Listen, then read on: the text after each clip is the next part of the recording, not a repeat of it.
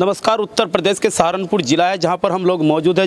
वर्तमान समय में हम लोग मौजूद है एनिमल बर्थ कंट्रोल के रूम के अंदर, जहां पर जिसको एबीसी का नाम दिया गया है, जो कि राज्य सरकार की नगर निगम के अंतर्गत ही चला जाता है।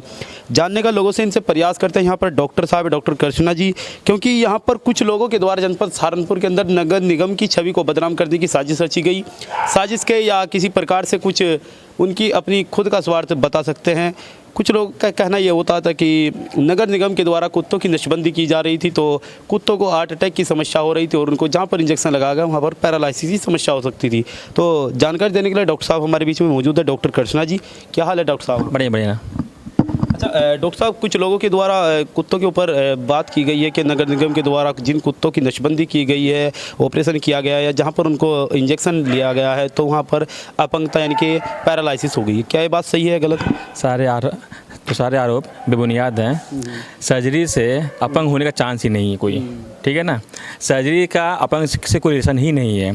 ये एक्चुअली उनका बैक पोर्शन पर ऐसे लोग बता रहे हैं, बैक पोर्शन।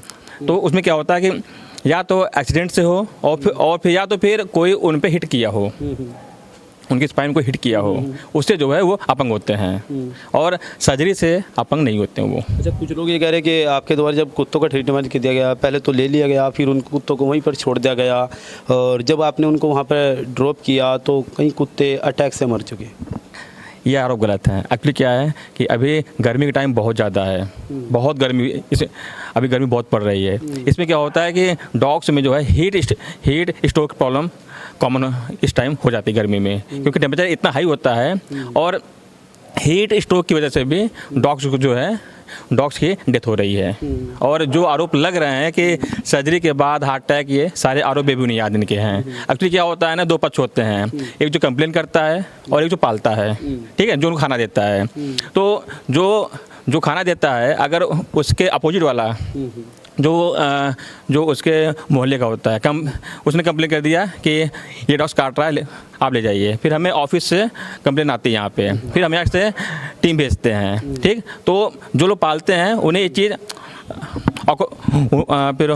अच्छी नहीं लगती है कि जिनको हम खाना दे रहे हैं, पाल रहे हैं, इसको ये लोग यहाँ से लेके जा रहे हैं, ठीक है। फिर वो उन दोनों के आपस में झगड़े में वो चाहते हैं कि ये बच्चे मेरे क्यों ले जा रहे हैं मेरे डॉग्स को। वो जो आपस के झगड़े में जो अपोजिट पार्टी होती है, फिर वो करती क्या है, फिर वो डॉग्स को या फिर जहर देती है या तो फिर मारती है। क्यों कि ये जो मैं सेंटर को इसको बंद ना करने के सेंटर को बंद कराने की साजिश है।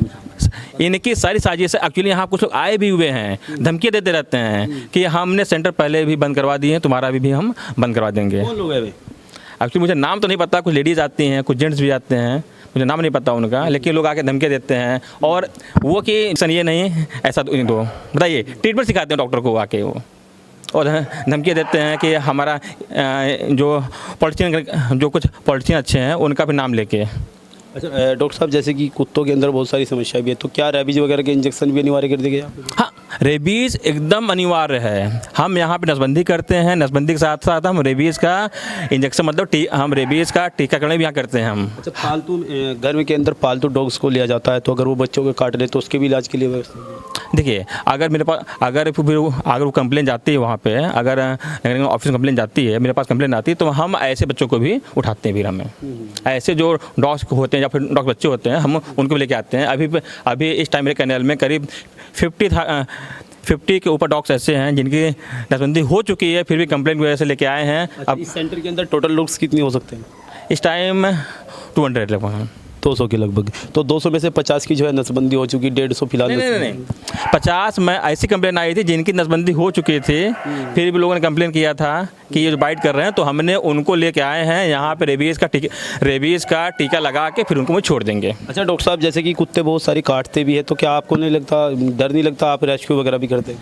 कई बार काट चुके हैं हमको भी, कई बार मुझे काट चुके, एक्चुअली मेरी टीम को कई बार काट चुके हैं डॉग। लेकिन हम लोग इसके लिए वैक्सीन पहले से ही हम लोग इसका वैक्सीन होता है जिसको हम बोलते प्रीबाइट, पहले हम लोग लिए होते हैं। फिर भी रिस्क होता है क्योंकि हर जगह वैक्सीन फिलने के चांस होते हैं। अच्छा, रात हम एक वीडियो देख रहे थे आपकी, रात 11 बजे की, आप एक डॉग को रेस्क्यू कर रहे थे, तो कैसा लगता था और क्या लगता है कि जिस समय के माहौल में एक व्यक्ति अगर मर जाता है तो उसको भी व्यक्ति वीडियो बनाने के चक्कर में लगे रहते हैं, लेकिन आप लोग एक पशु प्रेम को दिखाते हुए भी उसका रेस्क्यू कर रहे हैं रात 11 बजे, क्या लगता है आपको? एक्चुअली हम लोग ऐसा अमूमन वीडियो नहीं बनाते हैं, लेकिन हम लोग अक्सर लगभग डेली कोई केस ऐसा हो जाता है कि हम लोग बाहर निकलते हैं, कुछ डॉग्स ही नहीं अदर एनिमल्स भी, तो हम उन्हें रेस्क्यू करते हैं। फिर जैसा ट्रीटमेंट होता है हम लोग डॉग्स को यहाँ लेके आते हैं, बाकी का फील्ड पे ट्रीटमेंट करके छोड़ देते हैं।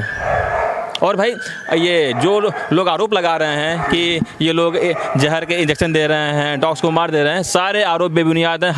हम जो है हम फिर वेट्स हैं, हमसे ज़्यादा एनिमल्स फीलिंग्स कौन समझेगा। बिल्कुल बिल्कुल, चलो ठीक है। ये थे डॉक्टर कृष्णा जी, जो कि एनिमल बर्थ कंट्रोल रूम से जो डॉक्टर साहब है, उन्होंने अपनी बात को बेबाक तरीके से हमारे साथ में रखा। देखते रहे न्यूज़ के साथ HD गौतम की खास रिपोर्ट, उत्तर प्रदेश उत्तराखंड।